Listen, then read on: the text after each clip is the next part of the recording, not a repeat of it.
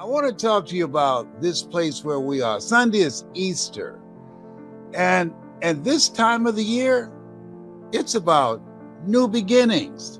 Remember, it seemed like it was just yesterday when it was January the 1st and we made resolutions, and studies indicate that only 8 out of 100 people kept their resolutions and made the goals and dreams they set for themselves become a reality.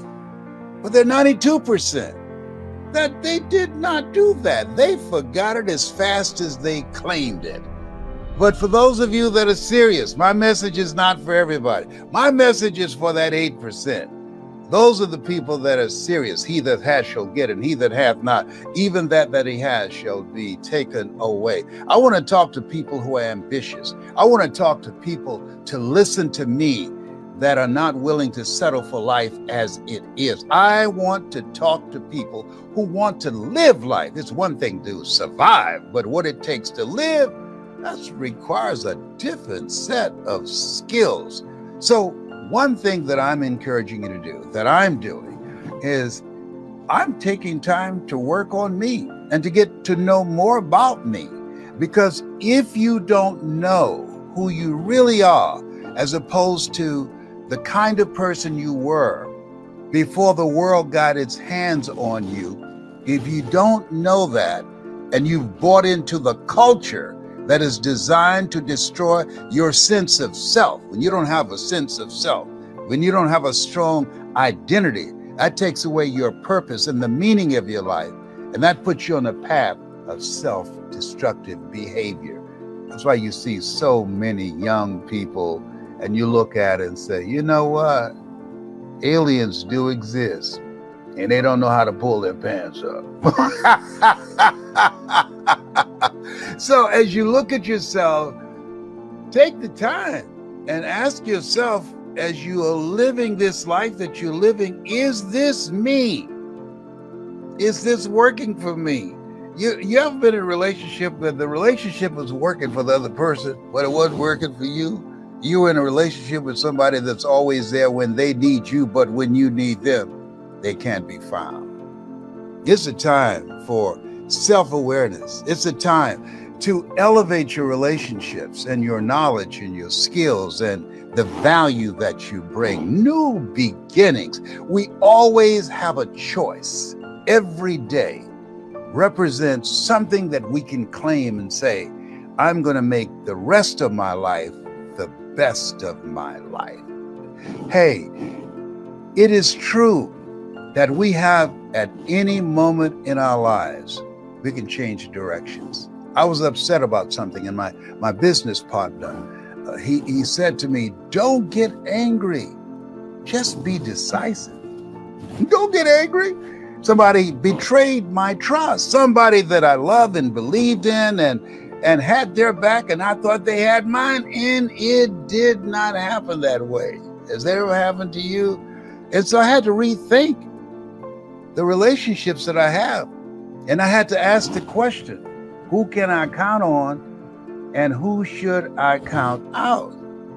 Because at the end of the day, this thing called life is like an elevator. The higher you go up, you have to stop and let some people off. Who is it in your life, as you just think about it right now, that you need to open the door for and stand there until you get off? So that they don't cramp your style, so that they don't toxify and pollute your mind with their toxic behavior. Yeah, we have to promise ourselves to hold ourselves to a higher standard. We pray as if everything depends upon God, but work as if everything depends upon us. Those are the words of Mary McLeod Bethune. You have something special, a time for new beginnings, to do inventory of yourself, to get access to the unlimited potential that's waiting for you to tap into it. As Dr. Miles Monroe would say, to rob the cemetery of your dreams, of your gifts, of your leadership, of your books, of your music. Yeah, you're here for a reason. There's something that would not be here. You're a missing piece of the puzzle. God needed your presence here at this point in time. for our children and our children's children, and for generations yet unborn. The time for new beginnings. What a blessing. We're here, all because of God's grace and mercy. I say to you, honor yourself by looking at your life, taking personal inventory, and be honest with yourself. Ye shall know the truth, and the truth shall set you free. And decide that you're going to upgrade your environment. Your environment affects you. Your environment, it can change you. Your environment matters. It begins to affect how you see yourself, and how you see yourself will be represented in your thoughts and your actions and the achievements that you make or you don't make. This is a time that requires new skills, new thinking, and a hunger to live your greatest life. You've been speaking now, what, 52 years. 52 years speaking.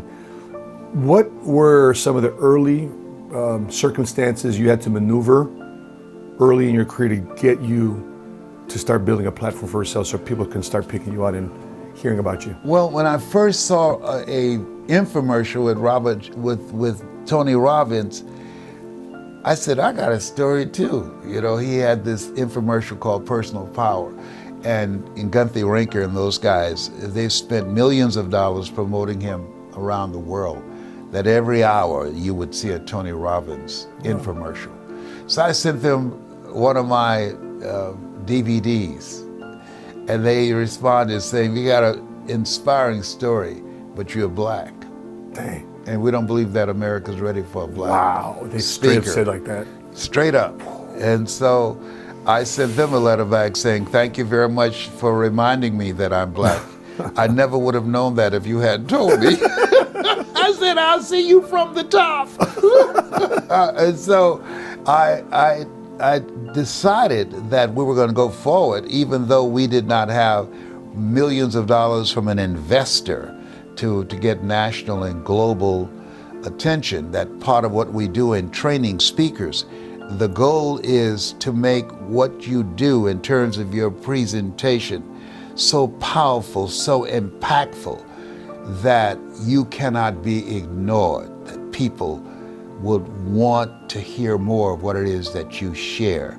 And the word will go out that, hey, I heard this guy or I heard this young lady, and they really impacted my life. And so I just said, I'm coming in this space, and my goal is not to be a player. My goal is to be a dominant player up in here. Take no prisoners and eat the wounded. Yum, yum, yum, yum.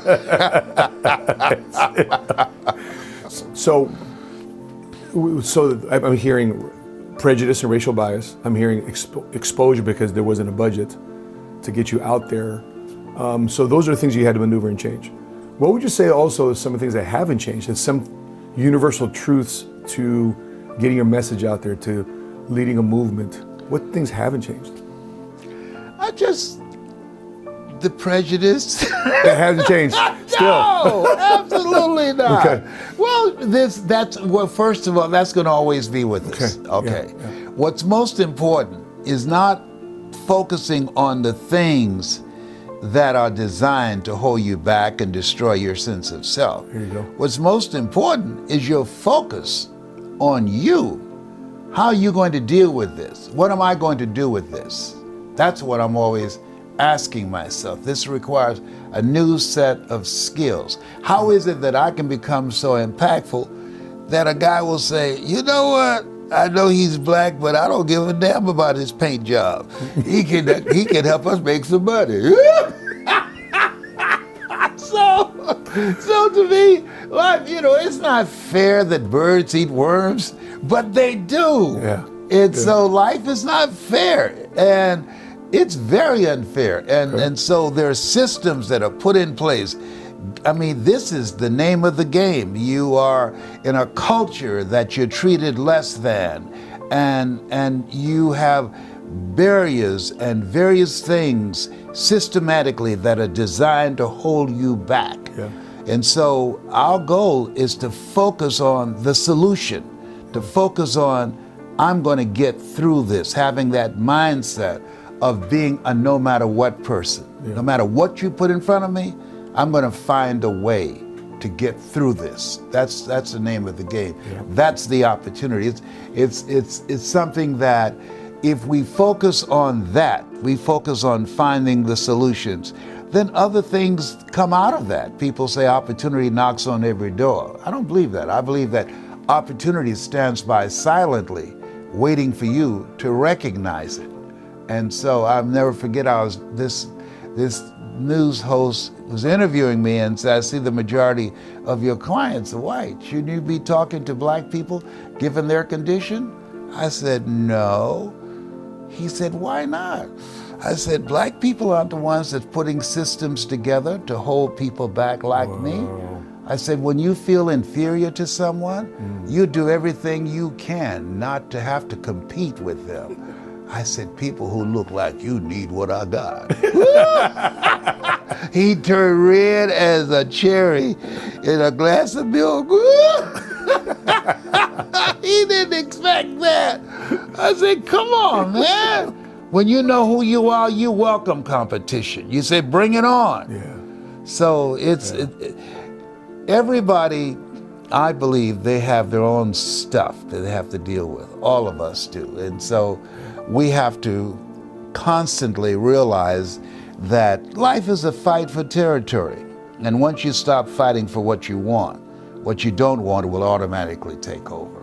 With all the stuff that's going on right now, it's been an unspoken conversation, but then in the last 4 years, they've been emboldened, the people of darkness, saying, we can come out now, it's safe. And so, but that calls for and demands that we step up. I'm reminded of you getting your first DJ job. With, banging on the door, Mr. Butterball there. He says, I'm ready. He says, we're not hiring.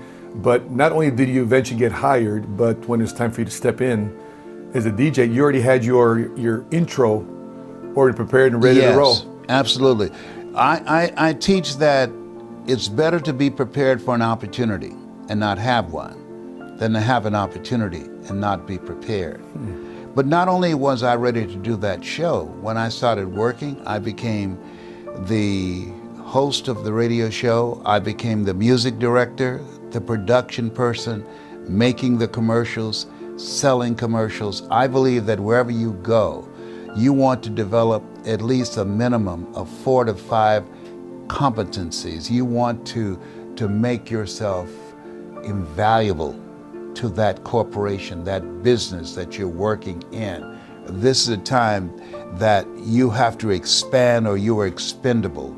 That if you go work for any major corporation right now, they require that you know at least 5 different positions. So if someone does not come in, you can step in there and take over for them. You're talking about the last, especially the 2 years that we've been through, 4 years. I want to talk about this, especially the 2 years, because a lot of people have been hurt from lockdowns and mandates and whatever case may have been through these last couple of years. A lot of people have been deemed essential, non-essential, restaurants closing because they literally just can't sell food because people aren't coming in. That says, you know what says more about them than the clothes they're wearing? What? What they're focused on. Yes. You know what they're focused on? Having a good time. You know what they're focused on? Taking good selfies. You know what they're focused on? Getting away from their job so they can go somewhere and they don't have to think and don't have to be challenged and don't have to wake up early and don't have to go to sleep late and don't have to be held accountable for their actions and having somebody monitor their behavior. But I challenge you on this. If they had the focus and the faith to market to those people, to fill up a plane with people wearing white or purple or pink or whatever, what gives us the right not to make this event Hungry for Greatness with Les Brown filled up with people coming in from all around the world, all around New York, all around DC, from Philly, from California. People are coming in from Amsterdam, from London, from Europe to be here. Why? Because this is for your faith. Yes, yes. This is for your faith. And faith is something that we know with our works is dead. And you got to do the internal work and the external work. You've got to be willing to work on yourself now. It's a different landscape. Who you've been in the past, you got to make a radical change. This is a different space. I remember the time somebody sneezed. I was on the elevator with a guy and he had his mask on. And so he started, and he took his mask off and sneezed. And I'm looking at him, and you about to make me lose my mind. Up in here. Up in here. You don't put that mask on, about to make me lose my religion. Up in here. Were you beating him up with your eyebrows? I was, oh yeah. So listen, you know what's changed also, that? What? Music. When you grew up, what was a rap? You mean the rap that I used to do? No, just what was a rap? Did rapping exist when you grew up? No. Okay. No. It did not exist. A rap was a jail record. What? A rap was a jail record? That was your rap. Oh my God. What's the rap they put on you? What did you do? What crime did you create? And you know what y'all call it today? Oh, I caught a case. I just say, well, who threw it to you? Right. No, you broke in somebody's house. That's what happened. Like you caught a case. Yes. Now, this is interesting because everyone has their story and their journey. Yeah. And part of my story is I noticed as I was growing up, I noticed that young people were tuned in more to rappers than they were thought leaders and motivators. And I decided to actually put motivational principles in hip hop form. Yeah. And one of the songs that I put together was called Follow Your Heart. And if you're loving this conversation with Mamie Brown's baby boy and Mamie Brown's grandbaby boy, right now, I'm going to teach you how to rap before we go on to our third point. Are you ready? You gonna teach me how to rap? I'm going to teach you how to What rap. about my own rap? LB, Triple P, Les Brown, Platter playing Papa. There were none before me, and there will be none after me. Therefore, that makes me The one and only. Young and single Bingo. and love to make you Bingo. certified, bona fide, and indubitably qualified to bring you satisfaction, a whole lot of action. What's wrong with that? What's wrong when I was in elementary school and young ladies, young girls would ask me, why do they call you Mr. Vocabulary? And I said, because linguistically or orationally, I'm emphatic that I possess an ad infinitum etymology, which is simply incalculable. However, I want to be like Columbus. I believe in the simplicity of life, and I want to discover you. Come on! You think y'all just came up with rap? Oh, that'd be a break. The only problem with that is you have to do more than one rap, okay? We got to teach you some more rap. This rap is about faith. Can you turn that fan on here because I'm having a hot time. You shining already, please. Where are you, man? It's over there. It's right over there. Yeah, go right there. Staff members when you need them. I don't know. I'm going to be talking about working harder on yourself than you do on your job. Because here's what we know. There's no such thing as job security. Here's what we know. The impact of the coronavirus on your ability to stay employed, the impact of the coronavirus has been devastating. Devastating.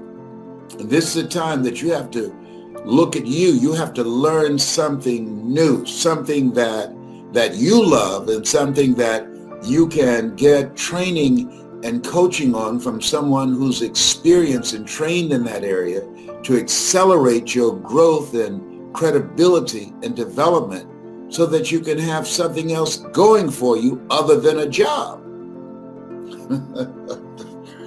I want to help you to do that. And for those of you who are already there and want to do what those young people do, I like what the young folk, they talk about BYOB, be your own boss. If you're ready, I want you to put voice in the comment section. Put voice in the comment section. I've been thinking about what I'm going to share with you today. And I've been tracing my tracks. People are always asking me, What did you do differently than others, the thousands of other speakers out here that allowed you to become a national and an international voice of motivation and greatness? And part of the process is I decided I wanted something new for myself. I wanted something new for my family. And I wanted to be able to control my own destiny. I didn't want to be a volunteer victim. We've been conditioned, we've been trained for a job. Things have changed. You got to be an entrepreneur now. You want to create something that you can control. You want to create and have something that you determine how much you're worth, not somebody else determining that. And today you have to live life like you mean it. This is no time that things have changed. We've got to change. We've got to change and with a fierceness, because that's what it is. That the things that are dramatic and the millions of people that are emboldened and determined to hold you down, we've got to be stronger than them and more determined than them. Everybody can use this. What I'm going to talk about today, the value of improving yourself and working on yourself. One of the deciding factors, I was working on a job and I asked in advance, could I go on vacation? I followed the guidelines. And at that time, it was like 2 to 3 weeks. I asked, and when the time came, it told me no. That's the general manager. Why? Look, I did it within the parameters of what you've laid out for me. Why are you telling me no? Know what he said? Because I can. Whoa. And if you go, you won't have a job when you get back. Now, this is why it's important to work harder on yourself than your job. Because he knew I have a family.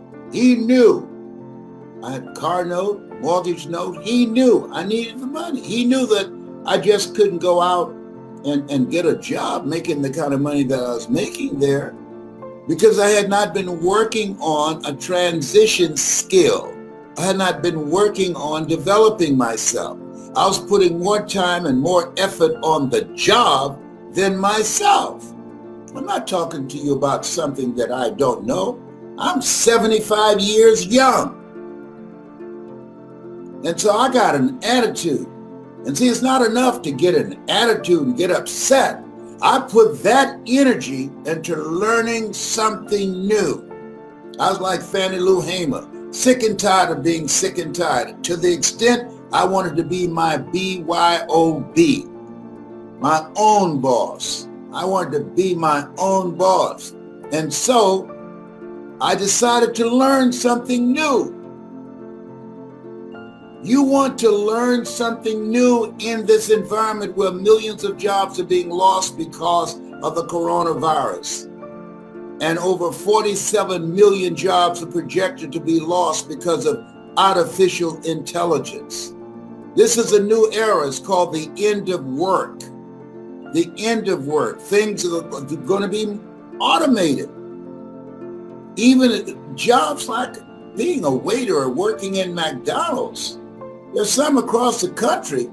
There are no people in there. Banks, you can go in. You used to see a lot of people in a bank. I went into a bank the other day. There's only one person there, a long line. Why? They've been replaced through technology. Hello? Put voice in the comment section and learn how to do something that's you. John H. Johnson, who with a $500 loan from his mother, built a $4 million empire. He said something I always keep in mind. There's no defense against an excellence that meets a pressing public need. What's pressing today less that I have? Do you have a story? Have you overcome some stuff? Have you made some mistakes? Have you gone through a divorce? Have you had some setbacks, some failures, and you got through it, you survived? It's a pressing public need. How you got through that becomes a survival guide for people that's struggling with that right now. That's what it is. Your story is powerful. That's why Steve Jobs said the storyteller is the most powerful person in the world. And so the key to today, making it today, with all the uncertainty, what's major is to have your mind focused. Now you want to keep social distancing from people. Don't join the crazies now. This coronavirus, it does not play. You want to respect this. My grandchildren came over. Hey, Papa. They're looking upstairs. Hey, Papa, I love you. Here's a virtual hug. I love you very much. Here's a kiss on the head. No! This thing ain't playing. And we shouldn't play. And don't play with your future. You take charge of your future. Learn something new. Learn something new. And don't take forever to do it. Learn it from somebody who's accomplished and achieved what it is you want to achieve in the area that you love. That's you. Life is too short and unpredictable to spend 8 or 60 hours a week doing something that's not you just to survive. Get an attitude to say, I'm not going out like this. And that's what I did. See, you have something special. You have greatness in you. Now, let me share something with you. I was thinking about this. You know the major amount of money that corporations spend on what it takes for a corporation to grow, to impact their bottom line? You know how much money they spend? Research and development. You know how much money they spend? They spend billions of dollars on the mindset for their corporate executives. People who have privilege. People who have the complexion of connection. And I looked at that and said, hey, if they need it, and they're not victims of discrimination and racism, if they need it, what do I need? Just think about that. Stuff to help break the cycle of the mental damage that has been done and passed on generation after generation after generation and never been interrupted. Trust me on this. Work on you to improve you. And it starts with working on your mind. So when I got off from work, unlike most people who go home and start watching the television, I went down to the basement. I started listening to motivational messages. Now I have my own. I started reading 30 to 40 pages of something positive every day to retrain my thinking. The major things I think that prevent people from living a bigger life from my own observation and including myself. Number one, habit. You get accustomed to doing certain things over and over and over again. And the other thing is distractions. And oh my God, do we have some distractions today? When you have distractions, that means that if you are not conscious, it can cost you your life. Woo! That's big. This is the time that you don't want to be around everybody. I'm talking to my computer. I make my money now virtually. Yes, I do. I talk to this green light on my computer. Virtually, I do my presentations virtually. And there are thousands of other people who are using their experiences and their knowledge to connect with their customers, because we've gone from brick and mortar to click and order. When you get coaching and how to master your personality and how to increase your presentation power, you control your own future. You I don't have to fly on airplanes anymore. You, I don't have to stay in stinking germ-infected hotels anymore. You, my computer's not asymptomatic. It won't sneeze. It won't cough on me. And if it does, I'll say, God bless you. Oh, behave. You, was willing to learn something new that allowed me to be my BYOB rather than a JOB, the journey of the broke. I can't tell you the number of people that I've trained, like Johnny Wimbrey, like Stacey NC Grant. These are people who are making millions doing what they love to do. Help people, change people's lives, found a way to monetize their passion. You, Kevin Bracey, you, oh my goodness. There's so many. And you can become among those. Decide that you can bet on you. Invest in you. Spend more time working on you than your job because you are the money. This conversation is about developing your superpower. In the beginning was the word. See, our parents give us our bodies and our facial features and our physical features, but God give us our voice. In the beginning was the word, and the word was God and dwelt among men. Our voice. Death and life is in the tongue. Most people speak more death than they do life. Our voice. Thou shalt decree a thing and it shall be established unto you. Oh, come on now. Come on. Our voice. You want to change your life. Seek ye first the kingdom of God and his righteousness, and all these things shall be added unto you. When shall the kingdom of God come? The kingdom of God cometh not by observation. They shall say it's neither lo there, lo here. Behold, the kingdom of God. It's within you. It's within you. Woo, wow. Our voice, the kingdom is voice activated. That's why when you encourage someone, you stir up something in them. That's why when you speak, that you're able to ignite and release the kingdom of stories of greatness and potential and artistry and enable them to expose themselves to a part of themselves that they can't go to by themselves, and that when you spoke, you exposed them to the kingdom of potential in them to live a larger life, to live the life that they were chosen to live their calling. A job is what you get paid for. A calling is what you're made for. Now, calling is something that you love it so much you do it for nothing, but you do it so well that people will pay you to do it. Most people are doing things just to get paid. Let me tell you something. When you do something that's you, it's a different kind of feeling. It's a different kind of experience. If you're ready to make money with your voice, with your story, with your knowledge, with your experiences, with things that you've seen, things that you have observed, I got to tell you this story. Listen, you won't believe this. This is going to blow your mind. You won't believe it, and you're going to believe it. It's shocking. It's a drop the mic moment. It's jaw dropping what I'm about to tell you right now. Just let some other people know and say, Les is about to say something that you're going to say, whoa, wow.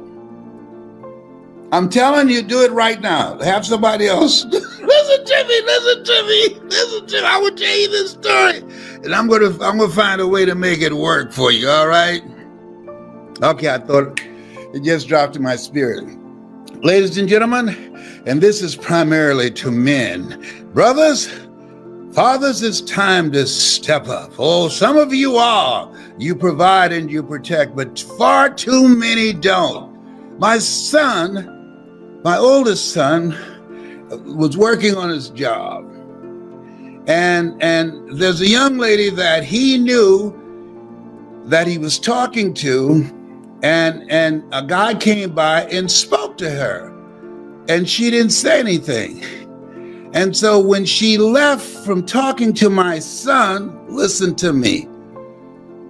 This guy said to my son, hey man, What's up with her? I've been trying to get a conversation with her, and she won't talk to me. She's ignoring me. She won't give me the time of day. And my son said, I don't know. So when the guy walked away and she came back, because she moved deliberately, because she saw him coming over where my son and she was sitting. And so my son, Calvin, asked her, why did you move deliberately? And this guy's saying he's been speaking to you, but you won't give him the time of day. You know what she said? He is the father of our son. And because he's not involved, because he doesn't come around, he doesn't remember my face. Good God from Zion. Whoa! You can't make this kind of stuff up. You can't make this up. He'd been absent. He's a sperm donor. You can't make this stuff up. He's not involved in his child's life. He's been away so long, so absent, he doesn't even remember the face of the mother of their child. Oh, God. Oh, boy. Oh, we have. Oh, boy.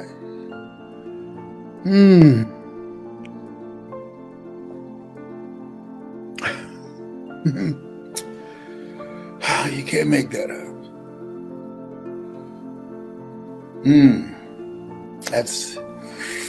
That's heavy. That's drop the mic.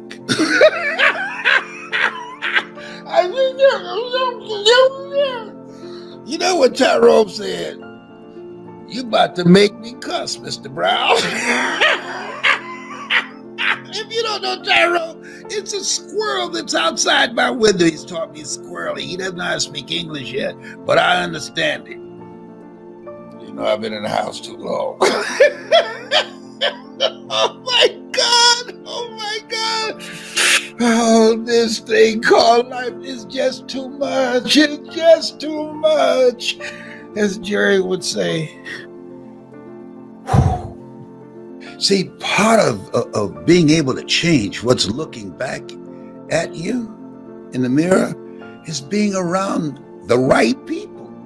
That's major.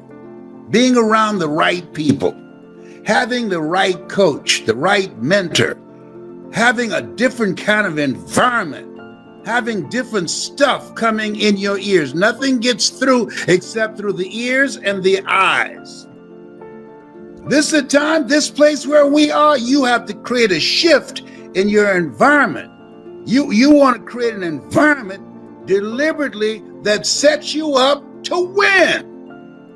If you're ready to do that, so I'm ready to win. If you're hungry, see, the reason that I put in the work to change that guy that was looking back at me in the mirror, I was hungry to win. I was a father, a husband, I had car note and mortgage note. I was hungry to know the best part of myself that I did not see yet, and I was willing to invest in me to make that happen. I didn't have the money to do it, but I couldn't afford not to do it. See, sometimes when it comes to you, you got to become a no matter what person. That whatever it takes, that you're willing to do it. And part of that is the sacrifice. But when you start talking about how do I leave a legacy? How do I create a presence that when I die, that there will still be conversations beyond 2 weeks after I'm gone? A friend of mine died and somebody asked, hey, well, I haven't seen Marvin for a few days. Oh, Marvin's dead. He's dead. Yeah. How long he's been dead? Oh, man, about 6 months. Are you kidding me? I didn't know. You know why I didn't know? Because Marvin's life was so inconsequential. His presence was not missed. Now, most people, when they die, their presence will not be missed. But there's certain people, when they go, the word will go out. The word will go. John Lewis, oh, the word went out. Elijah Cumming, the word went out. These are bad brothers up in here. Aunt Boo Boo, Cicely Tyson, that's what we call her, Aunt Boo Boo. Cicely Tyson, when she took her last breath, the word went out. Her presence was felt. She made an impact. Those brothers made an impact with their lives. We're here to make a difference. Make an impact. If you're ready to make an impact, if you're ready to learn how to do that, to be around the right people, to be in a community of people that will introduce you to a part of yourself that you can't discover by yourself. If you're hungry, you gotta be hungry. And this place where we are right now, you wanna make it? Some stuff's about to happen. The bottom's about to drop out. With 47 million jobs being taken over by artificial intelligence. I saw online the other day, they had a robot jumping rope. I'm not making this up. A robot jumping rope, making salads, pouring drinks. Excuse me? I'm not making this up. This is the time you have to reinvent yourself, to stay ahead of technology. This is the time you want to give yourself a competitive edge, because that's what you have to do. If you're around people who are on the same level that you are, who have not done what you've done, that you can't learn from, if you're around people who don't lift your spirit, people who don't inspire you, people who don't hold you accountable, people who don't challenge you, people that you can't learn by, you earn within $2,000 to $3,000 of your closest friends. You around me, you learn how to earn $70,000 an hour or more. Why? Because of the relationship. People rub off on you. Sidney Poitier, I love to talk about him in the book called The Measure of a Man. When you go for a walk with somebody, something happens. Either they adjust to your pace or you adjust to their pace. Whose pace have you adjusted to? And most of us have been adjusting to the pace of people below us. People who have no goals, people who have no dreams, people who are doing the same thing day in and day out. No sense of responsibility, no commitment to their children, no idea of building a vision and living from a life of legacy. When they die and they take their last breath, rather than leaving a legacy, they leave liabilities. Oh, help me, Lord. Can you believe that? This guy trying to have a conversation with a woman and ask my son, when he comes back over, why won't she talk to me? What's up with her? She's stuck up for something? And when my son asked her when she came back, when he left, what's up? You don't like him? Well, I know him very well. We had a baby together. And because he doesn't come around, because he never came back once I called him and said, I'm pregnant, he doesn't even remember how I look. And he's never seen his son, our son. I have nothing to say. Whew. As my mother would say, do Jesus. That's what Baby Brown would say. I think I'm gonna land this plane. I have 4 values, and I'd love to go over those with you and get your interpretation of, 1, the importance of these 4 values, but 2, how you effectuated them in your life. The number 1 is a common one between all great thought leaders that I've ever met, and it's gratitude. What does gratitude mean to you, and how do you implement gratitude in your life as a practice? When I get up in the morning, the first thing that I think about is, one, I'm here and I'm grateful. And I thank God for my voice, for my ability to still be actively engaged in life, for my family. I just discovered, Dave, just think about this, my birth family. I just laid eyes for the first time at 77 on a picture of my birth mother and father, and connected with my birth family in Gainesville, Georgia. I never knew, something I always wanted to know. And so I'm grateful for that. And I asked God, what am I supposed to do with this? Well, my birth mother was a motivational speaker, and my grandmother was a motivational speaker. They have a museum in her name, Beulah Rucker Museum. These were two very active people. And as I'm reading about them, what I've done is nothing compared to what they did during that time.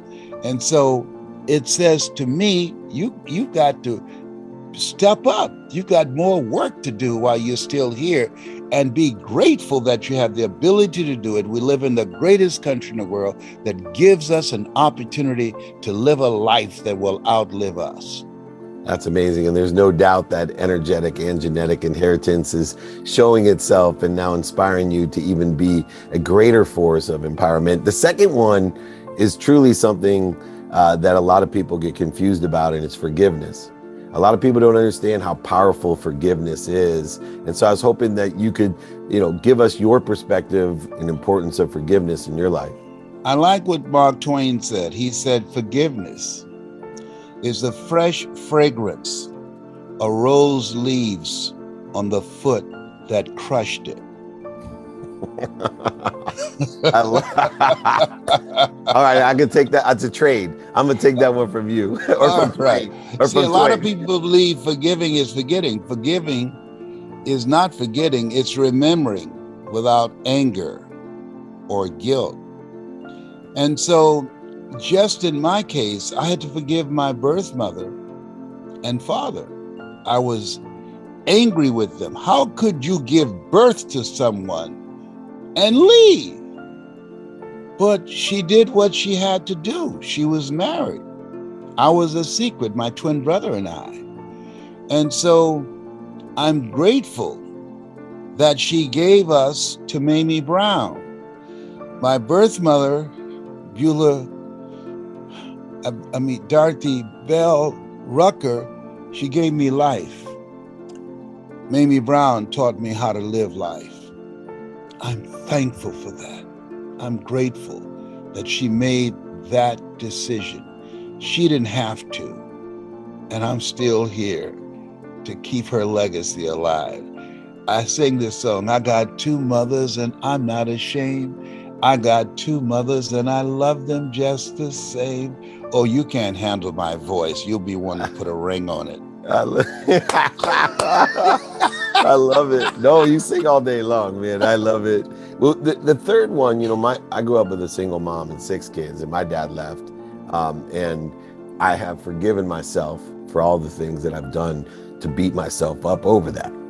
But my mom, powerful woman that she is, taught me about living above the line. She always would tell me, hey, son, there is no blame, shame, and justification. This is your story. You are a victor, not a victim. And you, to me, I get choked up thinking about some of the things I've learned from you about accountability and, taking control of our own lives, because you could have easily been a victim so many different times in your life with all the different issues that you faced and all the challenges that you faced. But you are one of the greatest victors that I know. And I believe accountability is one of the superpowers that has helped you become such a victor. How important is accountability, and how do you execute on accountability in your life? It's very important. I remember the first home that I bought for my adopted mother, and I didn't do a title search. And we had to move out and go back to the roach-infested house we moved her out of. And the neighbors were out looking, asking, Mamie, are y'all back? Yes, Leslie lost a house. And I was crying and feeling humiliated, feeling humiliated and unloading the truck. And Mama came behind the truck and she said, "Leslie?" I said, "Yes, ma'am." "Why are you crying, boy?" I said, "Mama, I feel so sad. I feel stupid. I didn't know what I was doing and I failed you. I'm so sorry." And she said something to me I'll never forget. She put her hand under my chin. She said, "Hold your head up, boy. You have nothing to be ashamed of. We still have each other." And that stayed with me, that what's most important and what was most important to her, not that I bought her a house and lost it, but we still had each other. And I remember Jacqueline Onassis, and she said that if my children don't amount to anything and I earn all the money in the world and all the materialistic possessions, what do I have? And what she's saying is, hey, we have each other. And so my mother taught me in that moment, don't focus on things, focus on the people that mean so much to you, because that's where the love is. And God is love, and he who dwelleth in love dwelleth in God and God in them. Come on now, I'm waiting for you. Talked about love and faith, and I made a transition in my life to understand and live in faith. I always thought money was my currency, the object of energy that I put into the flow to get what I want, and I was good at it. I was great at it. And then my whole life got turned upside down. I lost my own mom's house and had to go to her house and say, "Hey, I went bankrupt and forgot to take your house out of mine." The only reason I wanted to be rich was to buy my mom a house and a car, and I had to take it away. And she had the same belief as you told me, "It's okay. Do you need any money?" She didn't care she had to move. And to me, I understood and learned a great lesson about faith. And the faith that I have is determined upon there is an omniscient, all-powerful, all-knowing source. You call it what you want, that cares as much about me that my mom cared about me. The only difference is it's omniscient, all-powerful, and all-knowing. And as much as I would have loved my mom to be omniscient, all-powerful, and all-knowing, she wasn't, and neither am I as a parent. And as you know, neither are you. And so for you, what does faith mean to you, and how do you utilize it in the same respect? Well, when I wake up in the morning, one of the things I say, all things work together for good, for those who love God and for those who are called according to his purpose. Now, I didn't say all things work together and are good. All things work together for good. So I have faith that even when things don't work out the way that I want them to work out, it's okay. Because what I know is faith not tested can't be trusted. I am going to be recognized by Cancer Centers of America in about 2 weeks. They called me the Cancer Centers of America fighter, me and one other person. I'm a 29-year prostate cancer, 4th stage cancer survivor. And what has kept me here has been my faith. I remember when a doctor said to me, he said, "Your PSA is 2,400. I said, "What does that mean?" And he said, 1 to 4 is normal. Cancer's metastasized to 7 areas of your body. This 29 years ago, and has eaten 43% of your T1 vertebrae. I said, "Is there anything else?" He said, "Yes.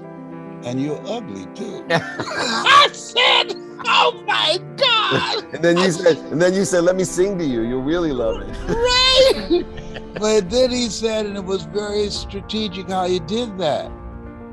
Because when people listen to you, what you do is distract, dispute, and inspire. As you know, how people live their lives is a result of the story they believe about themselves. So he distracted me from the fear. And he said at that moment, as we both were laughing, "But you got this." He said, "I never tell my patients they're terminally ill. What I say is